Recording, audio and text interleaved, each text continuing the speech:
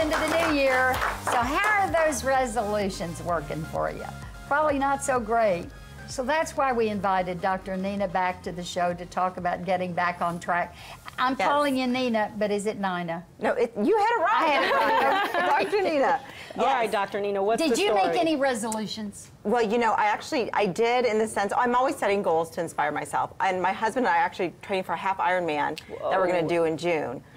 And we'll talk about why I believe I'm going to be able to do it because of things that you do that will help you accomplish your goals. Okay, but what I'm asking you is, have you kept any resolutions for the first 2 weeks that you made? Well, it takes some time, Susan, give me some time. Well, let me say this, 45%, they did a survey that was published in the Journal of Clinical Psychology. 45% of people make resolutions, and about 8% will keep them by the end of the year. Wow. The good news is the first 2 weeks, 75% are still believing, okay, I can do this. Yeah, so, you are yeah, in 2 weeks. Yeah, in 2 weeks, but after a month, it drops down to 60% and then like half. So this is a good time to talk about it, where they're at and what they can do. Regroup. Regroup, exactly. So one of the things that's important, a big, number one, what do you think the number one resolution is? Lose weight. Lose weight, that is, and the survey showed that as well. Losing weight is a big one, so I just want to talk about that. If someone's out there that's saying, I want to lose 30 pounds in a year, I think that's great, but they need to make it measurable and make it short-term goals. So, you know, that's 2 to 3 pounds a month, which breaks down to half a pound a week.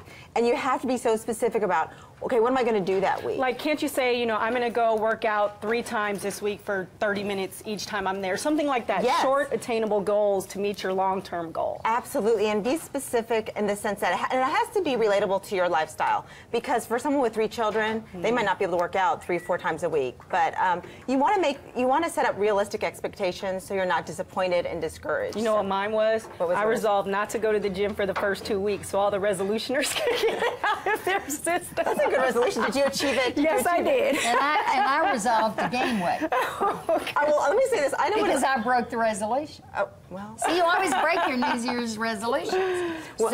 Well, I will tell you, I know about losing weight. I was 20 pounds overweight in high school, so I had to lose that weight and maintain it. So it definitely takes goal setting. And I also want to say another great way to help you stay on track. Another lady did a study about why is it that some people achieve goals and others don't. And what they found, those that write them down, they have a friend that they tell what their goal is, and then they email that person weekly, kind of an accountability partner.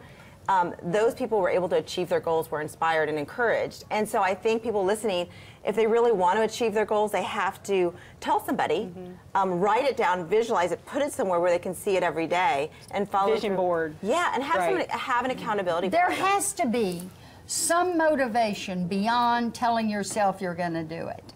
It could be going through a divorce and wondering if you're ever going to date again. There's got to be some motivation that actually says to you, okay, if you're going to put yourself out there, maybe you need to look better so where you'll be pleased with yourself. So it's not just a matter of making the resolution. There's got to be some driving force. There's got to be a pull. There's got to be an it. energy. And I think going back to losing weight, so many people want to feel healthier. They want to feel good. So I think that's a great pull. There are people that want to stop smoking. That's a big one. And so finding that those people that are going to lift you up and inspire you and pull you and keep you encouraged. What happens if you know, so we all fail, okay? Yeah. What did you say, 92% of us will not keep our resolutions. Yeah. What do you do to motivate people to get back on track? Like, it's okay to mess up and then keep going. And that's such a great point because we are going to have setbacks. We're not going to get on that treadmill when we're supposed to. So the final thing to remember is have positive self-talk to yourself. When you're feeling discouraged and you slip, to get back on track and tell yourself, I can do it. Call those people that are going to encourage you and lift you up. And remember, there are going to be triggers. If you're a smoker, you're going to be triggered. So be prepared. Try to avoid those places that are going to trigger you. Like alcohol triggers you. Yeah, and eating that chocolate bar. Eating that chocolate bar. So what are you going to do when you feel triggered? Because we all are. We're all going to have setbacks. You need to have a plan in place to get you back on track. But I do believe 100% that you can achieve anything if you kind of follow those steps, write them down, visualize it, have that accountability partner, and just start believing. I think there's a lot that can go with And that works for our goals all year round, certainly, Yes. right? Not just resolutions. Yes, I love it.